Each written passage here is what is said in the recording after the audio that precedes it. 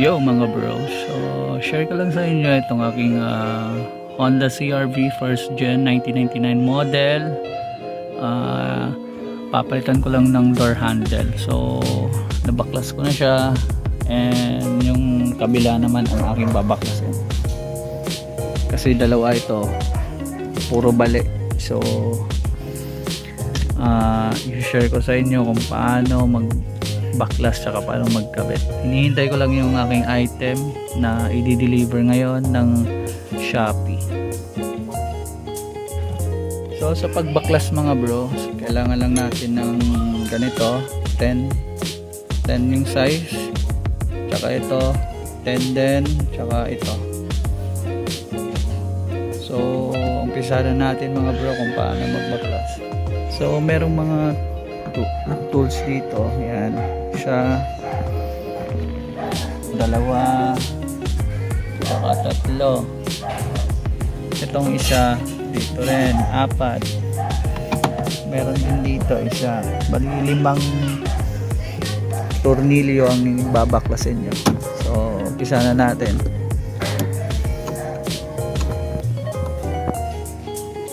Okay, so nabaklas na natin yung 3 tornilyo dito sa handle, pati dito, tsaka ito mga bro, may sikreto to,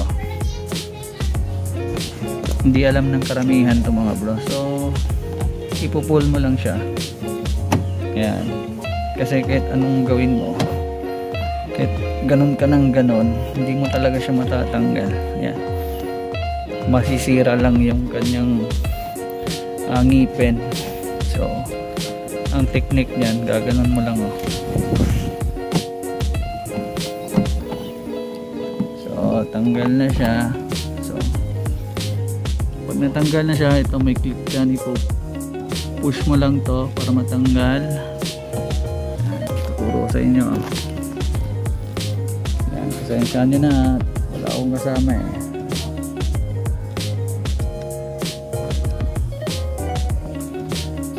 Niya lang.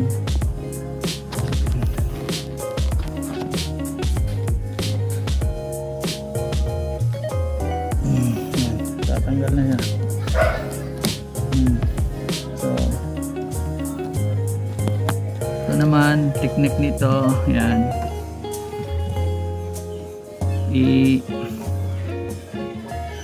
ano kayo ng flat screw mga bro, kailangan ng flat screw. Madali lang naman yan, diba, ganyan. Gagamit tayo ng paa, gamit tayo ng paa mga bro para sa inyo, diba? Oh, ito, yan, ipupush mo lang to.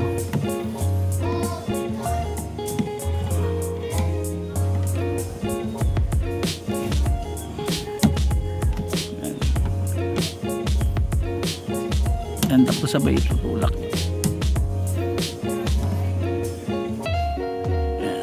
Teka lang, hindi talaga kaya mga bro, basta yun, itutulak nyo lang. So yan, natanggal na. Pagka natanggal na yun mga bro, tutuputin mo lang to, ipupul mo lang to alambre na yan. Yan, kita nyo, murong na siya. Wala na kasi nakapasok siya. So ito yung parang kable nya para mag-lock. So after that, ipupul mo na, madali na lang ito itong baklasin. Ganun mo na lang to, pupersahin mo na lang.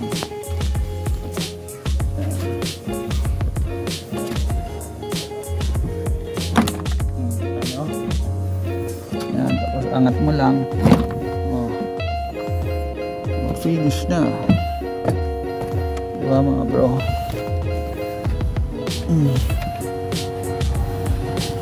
Yan na yung dalawa, natanggal na. So ito na yung final stage.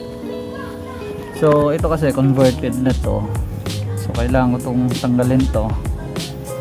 Kung di man ganito yung sa inyo, mas madali kasi ito yung way para sa kamay mo, para madukot mo yung tornilyo para dun sa handlebar. So babaklasin ko muna to, lagyan yung marker. Pag nagkabit ka, lagyan yung marker kung ganito man yung ano nyo, conversion na. So yan na, nakalagay na yung marker. Nilagyan ko marker para hindi ako mahirapan pagbalik, kasi pag maluwag yan hindi maglalak yan mga bro. So yan, tanggalin ko lang to yung mga bro. So ito yung kailangan nating tanggalin, yan isa, tsaka meron pa yan dun sa pinakadulo, yun yung pinakamahirap. So tiyagaan mo talaga yan, dukutin gamit yung ganito size 10. Dito madali lang, kahit itong nga lang gamit mo eh, gagaan mo lang yan. Pero yung dulo, yun yung dahan-dahan mo, unti-unti mong dukutin, napakahirap mo. So ayun lang mga bro. So baklasin ko muna to. So natanggal ko na yung isa mga bro. So kailangan mo ng flashlight para makita mo yung tornilyo. Hirap niyan eh, pinaka-suksik kasi hindi makita sa camera. Pero try natin ha. Pasok ko.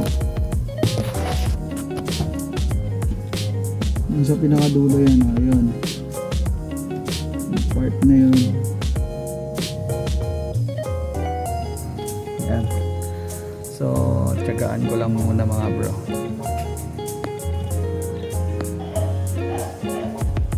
So natanggal ko na mga bro. Yan, dalawa yan. Okay, mapagod mga bro, siguro mga 40 ikot na dahan-dahan. Maikli lang naman yan, maliit lang. Pero ang hirap. Maganda kung meron kayong ratchet yung tawag nun, yung mas mabilis.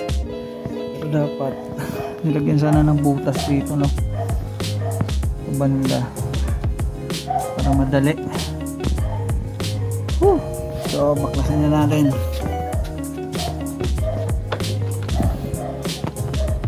Kailangan baklasin natin. Okay, so may ano dito, clip yan. So itutulak mo lang yan.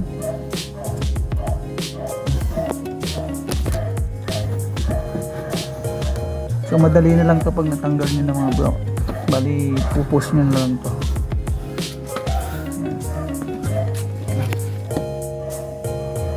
So ito na mga bro, babaklasin na natin. Yan,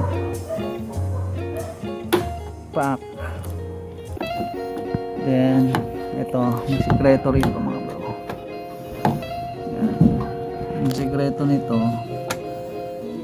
yan,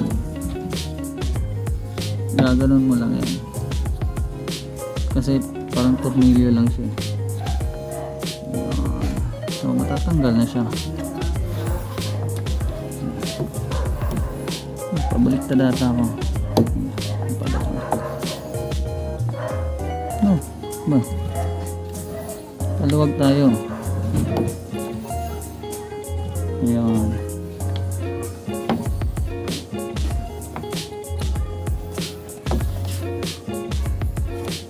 So pagbalik, ganun lang din proseso mga bro. So hinintay ko lang yung ano, yung delivery ng replacement nito.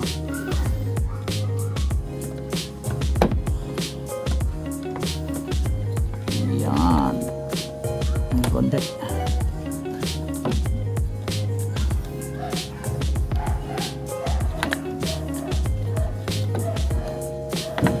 Yan, tanggal na.